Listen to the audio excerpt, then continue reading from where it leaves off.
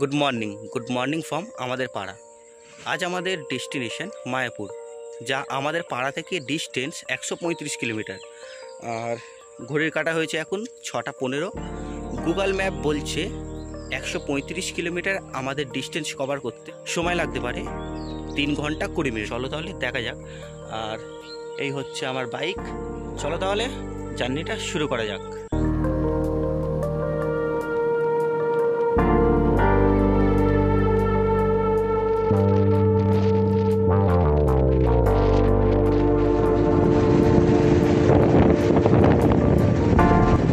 87 kilometre journey করার পর এখন আমরা নিয়েছি একটু চা ব্রেক। আর গাড়ি চালাতে পারছি না, একটু রেস্ট দরকার। চা বিস্কুট খাওয়ার পর একটু রেস্ট নিয়ে, আর এখান থেকে মায়াপুরের ডিস্টেন্স এখনও 50 কিলোমিটার, প্রায় 1 ঘন্টা এখনও লাগবে। চলো একটু রেস্ট নিই, তারপরে আবার জার্নি কন্টিনিউ করব।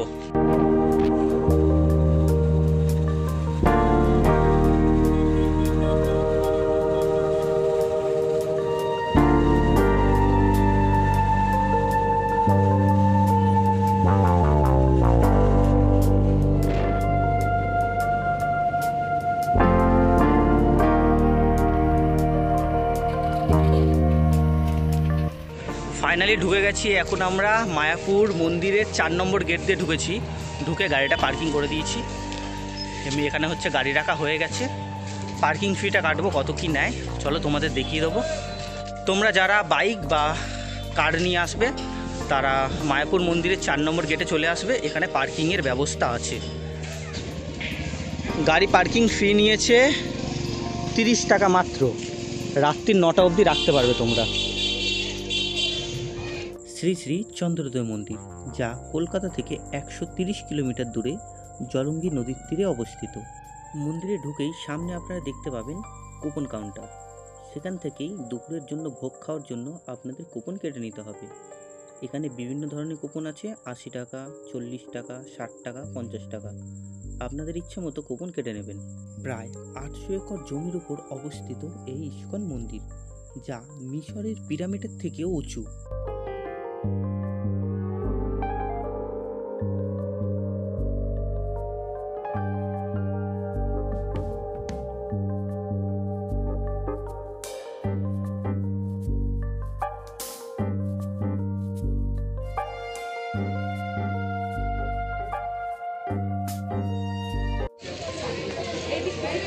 এখানে মোবাইল ক্যামেরা ব্যাগ রেখে মন্দিরে ঢুকতে হবে, আর এই কাউন্টারে রাখতে হবে জুতো। চলো আগে আমরা এগুলো রাখি, ফোনও জমা দিয়ে দিতে হবে। ইভেন্ট সমস্ত রাখি, গিয়ে আগে মন্দির দিয়ে দর্শন করে আসি। জুতো ফোন রেখে আমরা দর্শন করতে গেছিলাম। জুতো রাখার জন্য কোনো চার্জ নেওয়া হয় না মন্দিরের ভেতরে, আর ফোনের জন্য নেওয়া হয় পার ফোন 5 টাকা করে। আর দর্শন হয়ে গেছে, এবারে আমরা যাচ্ছি গোশালার দিকে। চলো।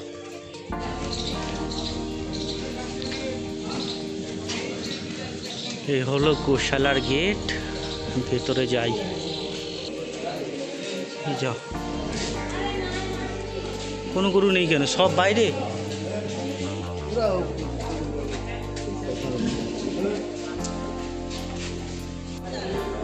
এই পাশে আছে অনেক গরু, আর এই পাশের জায়গাটা পুরো ফাঁকা এখন, কারণ সমস্ত গরু এই সময় ছেড়ে দিয়েছে, বাইরে সব চড়তে গেছে। এই পাশে ভরে থাকে, এগুলো আসছে আগে দিয়ে গরুর খাবার, কেন এগুলো ছেড়ে দিয়েছে। এবার জায়গাগুলো পুরো পরিষ্কার করা হবে, খাবারগুলো দেবে, তারপরে আবার বিকেল হলে গরুগুলো সব ফিরে আসবে। ওই পাশে আছে কিছু।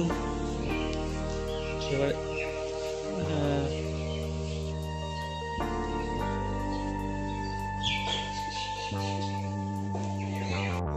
মন্দির দর্শন করার পরে আমরা কেটে নিয়েছি ভোগ খাওয়ার কুপন দুপুরে, যেটার প্রাইস নিয়েছে 80 টাকা। আছে এটা গদা ভবনে। আর এই হচ্ছে দেখিয়ে দিই তোমাদের, এইটা মনে হয় বুফে আছে, ওখানে যাব। খাওয়ার সময় টাইম দিয়ে দিয়েছে 1টা থেকে 2:30-এর মধ্যে খাওয়ার সময়, লাঞ্চ। ওখানে যাব, দেন তোমাদের দেখাবো। চলো। লোকে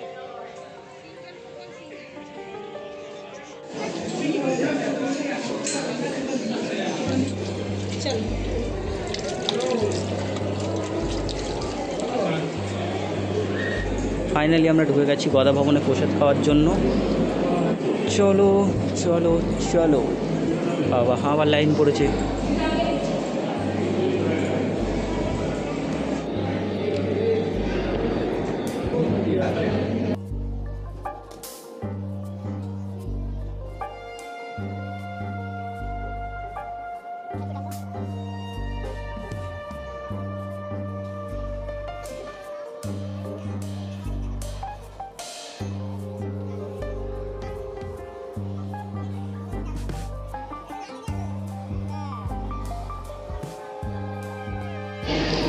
এই হলো 80 টাকার অন্নভোগ।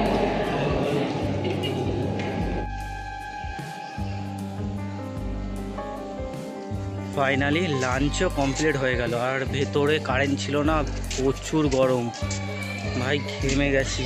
খেতে খুবই কষ্ট হয়েছে, কিন্তু খাবার দুর্দান্ত ছিল। প্রসাদের রিভিউ তো হয় না, কিন্তু খাবারটা জাস্ট দারুণ ছিল। চলো তাহলে আজকের ভিডিও এই পর্যন্তই, দেখা হবে অন্য কোনো নেক্সট ভিডিওতে। আজকের জন্য টাটা, বাই বাই।